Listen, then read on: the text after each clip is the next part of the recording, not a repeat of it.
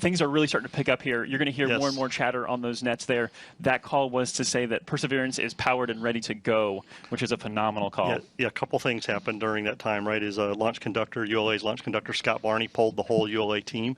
They were all go. We got to hear the third of our 5 teams. The third of our 5 teams. We got to hear the end of that where the range was clear to proceed, and ULA's launch director, Bill Cullen, gave the authority to go for launch this morning at 7:50 a.m.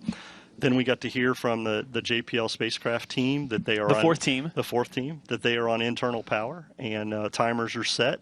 They are targeting a liftoff of 7:50 a.m. this morning. So all things are looking good for us, Joshua, this morning. It's so, we talk about being nervous and excited. This is right here where we're nervous and excited. Yes. There are a lot of things happening as we get ready to count down to the liftoff this morning. We have about 15 seconds left in this hold before we pick up the count. Yeah, we're going to listen into that. The 5th team, the one we haven't mentioned yet, is the Department of Energy, who is responsible for the MMRTG, the power source for Perseverance. 3, 2, 1, mark. Awesome. So this is now the terminal countdown. This is that time when things become more and more automated over the next few minutes, and the energy's building, but the focus is increasing exponentially. Yeah, as Tori said during his interview, the teams are very disciplined, very focused on what they're doing, the operational sequence of events that they're following. They are making sure everything happens, especially in this T-4 and counting period, because there's a lot of things they have to do. They have to finish topping the vehicle, make sure that all the tanks, first stage, second stage on Centaur, are at flight pressures and full of fuel, ready to go for this morning. They have to make sure the FTS system is armed and ready for personnel safety just in case, so that the range can do that. They have to check the electrical and avionics systems. They have to make sure that the flight computer has all the information it needs to place Mars 2020 into the orbit it has to. So a lot of things going on. Exciting time for the team right now, but again, staying focused and following that procedure they've got. 3 minutes. As we look ahead to post-liftoff, I want to kind of preview for you what's going to happen, because there's going to be a lot going on. You're not going to hear much from us. You'll actually be hearing from the ULA flight commentator, Jesse Gonzalez. He'll be kind of giving those calls past liftoff that will walk us through maximum dynamic pressure and into SRB separation, and then into fairing separation, booster separation, and then the first main engine ignition of the Centaur, yes. RL-10. And so then you'll kind of hear us jump back in and help provide some more context to what's going on. We encourage you to stay with us for the rest of the show, though. There's a ton more content we have to bring you, and we are far from over. I want to emphasize that the countdown to Mars is not done at 0 today. The countdown to Mars ends in February, when Mars 2020 safely delivers Perseverance and Ingenuity to the surface of the red planet. So we're going to let you listen in now and enjoy the last couple minutes of the process of launching a rocket.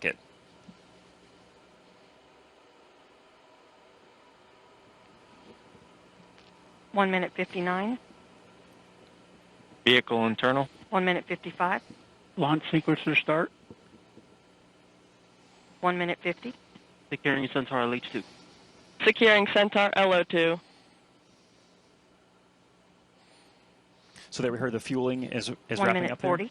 Yep, fueling is wrapping Launch up. enabled. Team is done. Launch enable's 137. done. Launch conductor sequence is ready to go. They're getting ready to turn the vehicle over to auto sequence at T-minus 31 seconds. So that's a big thing that they're getting done here.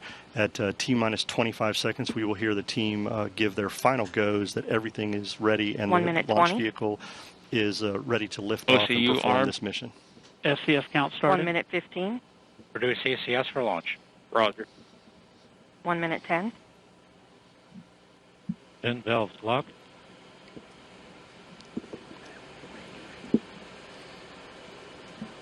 One minute. Rock, report range status. Range green. That's good to hear, Joshua, right That means there. public safety there is accounted for, the FTS system. There you see on your screen a beautiful shot. The skies look great. There is little wind happening. You'd be able to see more of the venting. If there were wind, the trail of that venting. So we're ready to go. And actually, that's an 40 important seconds. point. The reason we don't see that Stable at venting is step the 3. vent valves have been locked up to put flight pressure into the tanks. And as we just heard, they're stable at step 3, which means the tanks are ready to go. And here at about 5 seconds, we will 28 hear seconds. the team ECS reduced for launch. give their Roger. final go. 25 seconds. Status check. Go Atlas. Go Centaur. Go Mars 2020. There we go. We are ready to go lift off this morning, Joshua.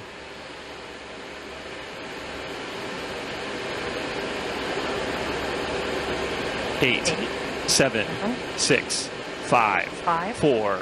Engine ignition, 2, 1, 0. Release and liftoff. As the countdown to Mars continues, the perseverance of humanity launching the next generation of robotic explorers to the Red Planet.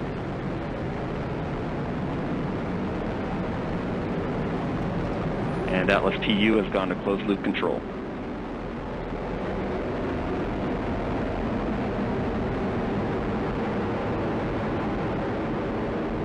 Coming up on 30 seconds into flight, the RD-180 is throttling down as expected. Engine response looks good.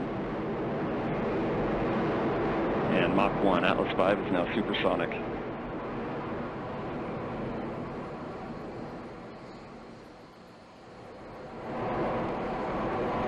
And passing 45 seconds into flight, vehicle is now passing through max Q, maximum dynamic pressure.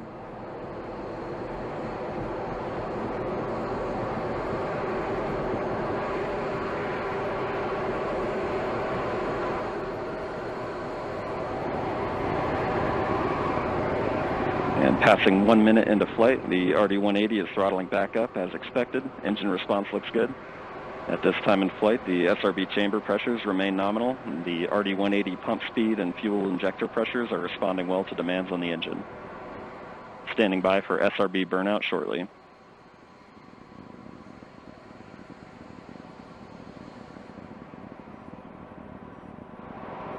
And we have burnout on all 4 SRBs. Burnout pressure signatures look good. Standing by for SRB jettison shortly.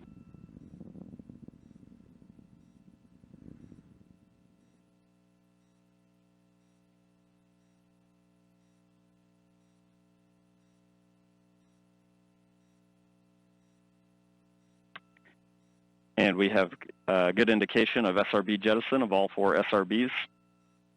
And the vehicle has gone to closed loop guidance. Vehicle body rates are responding nominally at this time.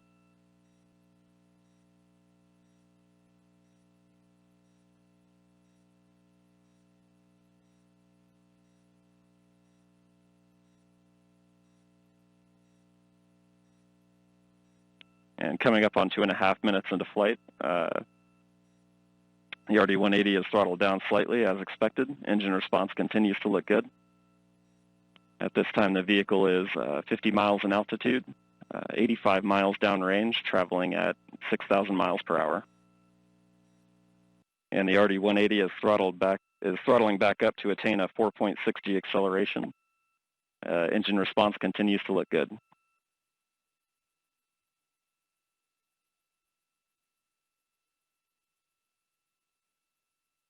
And Centaur has begun the boost phase chill down sequence to thermally condition the RL-10 for operation. Standing by for BECO shortly.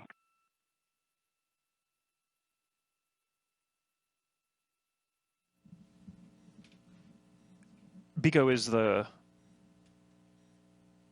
call for booster engine. And we have BECO, booster engine cutoff, standing by for stage separation.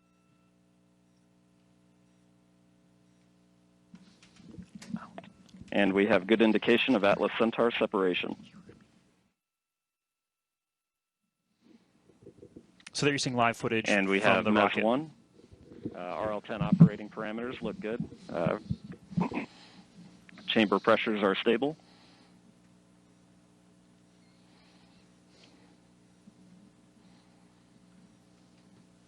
This will be the first of 2 burns for today's mission. This first burn will be approximately 7 minutes in length.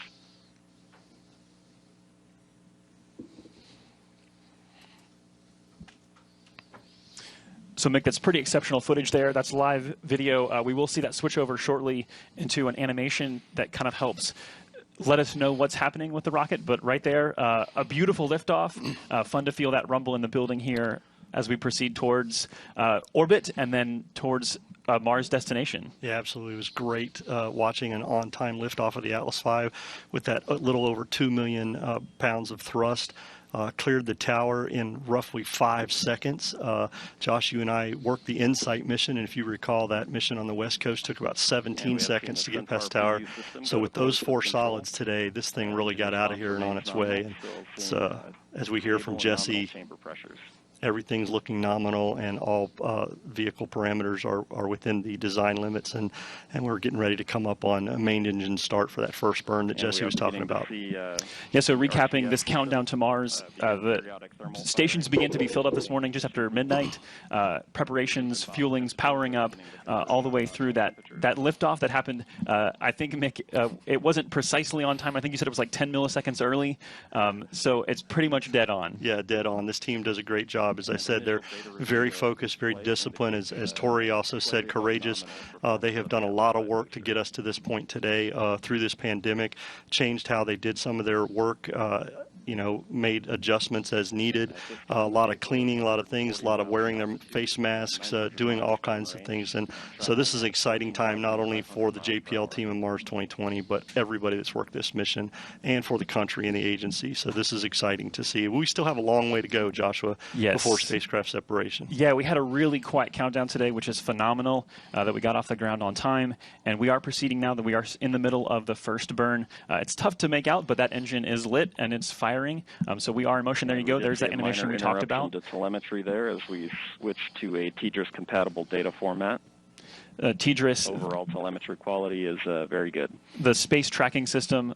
So there you go. This is not an actual video, but this is an animation that's driven by real data. So although we're not actually seeing the engine on screen right now, we can see that the engine is lit, and that is driven by the data that says that the engine is truly lit and we're in this burn. Yeah, the launch vehicle continues to send telemetry to the launch team via the TDRS network, as you mentioned, and that allows them to continue to watch what's going on and make sure all their sequence of events meet their timeline. We continue on a nominal flight this morning. This first burn, as we heard earlier, will be about 6 minutes. This will get us into that park orbit around Earth, allow us to get on our way, and then get into that approximately 30-minute coast period that we're going to have. 8 minutes into flight, beginning to see the Centaur PU system balance out mass errors, seeing very stable body rates in the Centaur.